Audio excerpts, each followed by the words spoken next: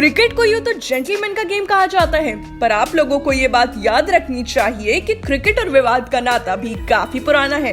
ज्यादातर फैंस उनके खेल के दीवाने होते हैं, पर उससे भी ज्यादा दिलचस्पी उन्हें क्रिकेटर्स की पर्सनल लाइफ के बारे में जानने के लिए होती है। कहते हैं ना, जब आपके पास नाम और शोहरत हो तो आपको अपनी प्रतिष्ठा का ख्याल और भी ज्यादा रखना पड़ता है, वरना बरसों से की गई मेहनत और शोहरत मिट्टी में मिलने में समय नहीं लगता। क्या आपको पता है, भारतीय क्रिकेटर्स भी कुछ गलतियों की वजह से जेल की हवा खा चुके हैं। इस वीडियो में सबसे पहला नाम आता है अमित मिश्रा का। साल 2015 भारत और दक्षिण अफ्रीका के बीच सीरीज खेली जानी थी।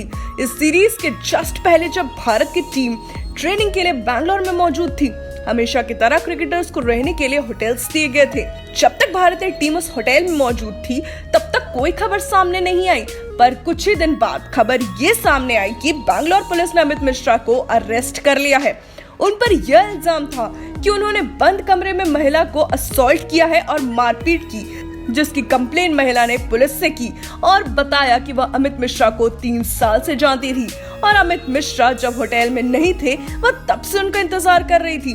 पर जब अमित मिश्रा वहां पहुंचे तो दोनों के बीच तीखी बहस हुई, जिसके बाद अमित मिश्रा ने उन्हें गालियां दी और मारपीट की। मिश्रा को सेक्शन 354 और 328 के तहत गिरफ्तार कर लिया गया, पर मात्र 2 दिन बाद लड़की ने कंप्लेन वापस ले ली, ये कहते हुए कि वे दोनों एक दूसरे को 3 साल से जानते हैं और अच्छे दोस्त हैं।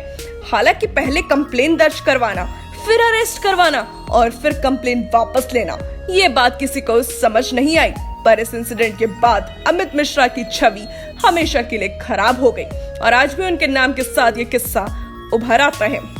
आगे बढ़ते हैं दूसरे नाम की ओर, तो दूसरा नाम विनोद कांबली का रहा, जिनका क्रिकेट करियर तो शॉर्ट रहा, पर उनके नाम आज भी टेस्ट क्रिकेट में सबसे बेहतर बैटिंग एवरेज का रिकॉर्ड है। इत्तेफाक की बात यह है कि विनोद कांबली के साथ भी यह घटना साल 2015 में ही घटी थी। 2 साल से उनके घर एक मेड काम करती थी, लेकिन जब उसने अपनी तनख्वाह मांगी तो उन दोनों ने उसे बहुत मारा और एक कमरे में 3 दिन तक बंद कर दिया और खाने पीने के लिए भी कुछ नहीं दिया। उसके बाद उन लोगों ने उसे घर से भी भगा दिया, जिसके बाद उसने पुलिस में जाकर शिकायत दर्ज की और सोनी की शिकायत पर पुलिस ने कांबली और उनकी पत्नी के खिलाफ आईपीसी की धारा 342, 504, 506 और 34 के तहत मामला दर्ज कर लिया। इस घटना के बाद उनकी इमेज बहुत ज्यादा खराब हुई थी। इसी कड़ी में तीसरा नाम आता है आईपीएल 2013 के दौरान वो घटना जो सारे लोग भली भांति वाकिफ है। श्रीशांत को सट्टेबाजों के साथ उलझने का दोषी पाया गया था और बीसीसीआई ने उन पर आजीवन प्रतिबंध लगाया था। सबूतों की कमी की वजह से वह जेल से तो रिहा हो गए, लेकिन उन्होंने लगभग 1 महीना तिहाड़ जेल में बिताया था। ये बात तो सच है, अगर ये इंसिडेंट श्रीशांत के साथ नहीं हुई रहती तो आज वो भारतीय टीम के उम्दा गेंदबाजों में से एक रहते।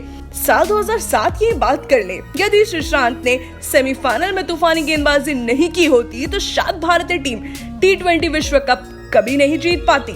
चौथे प्लेयर का नाम सुन आप हैरान जरूर हो जाएंगे, मिस्टर आईपीएल के नाम से मशहूर सुरेश रैना। साल 2020 महाराष्ट्र में कोरोना को लेकर पाबंदियां और नाइट कर्फ्यू के बावजूद मुंबई के एक पॉश क्लब में क्रिकेटर सुरेश रैना, सिंगर गुरु रंधावा, बादशाह और एक्ट्रेस सुजैन खान बकायदा पार्टी कर रहे थे। मुंबई पुलिस ने सूचना मिलने पर क्लब पर छापा मारा तो रैना और रंधावा हाथ आ गए, लेकिन बाकी सितारे भाग निकले। रिपोर्ट्स के मुताबिक इस पार्टी में करीब 34 लोग थे। पुलिस ने सभी के खिलाफ मामला दर्ज कर लिया। हालांकि रैना और रंधावा को पुलिस ने बाद में नोटिस देकर छोड़ दिया था।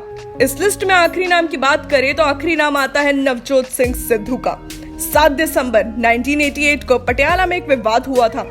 ये विवाद 34 साल पुराना है। यह विवाद पार्किंग को लेकर था, जब पीड़ित और 2 अन्य बैंक से पैसा निकालने के लिए जा रहे थे। सड़क पर जिप्सी देखकर सिद्धू ने उसे हटाने को कहा, वहीं बहसबाजी शुरू हो गई। पुलिस का आरोप था कि इस दौरान सिद्धू ने पीड़ित के साथ मारपीट की और मौके से फरार हो गए। पीड़ित को अस्पताल ले जाने पर मृत घोषित कर दिया गया। नवजोत सिंह सिद्धू को इस मामले में 2006 में हाईकोर्ट ने 3 साल की सजा दी थी।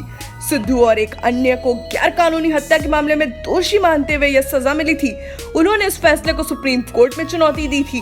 कोर्ट ने तब सिद्धू को मारपीट का दोषी करार देते हुए 1000 रुपए का जुर्माना लगाया था, लेकिन पीड़ित के परिवार चुप नहीं बैठा। पीड़ित के परिवार की तरफ से इस मामले में सुप्रीम कोर्ट में पुनर्विचार याचिका दाखिल की गई, जिसके बाद कोर्ट ने अपना फैसला बदलकर उन्हें 1 साल की सजा सुनाई है।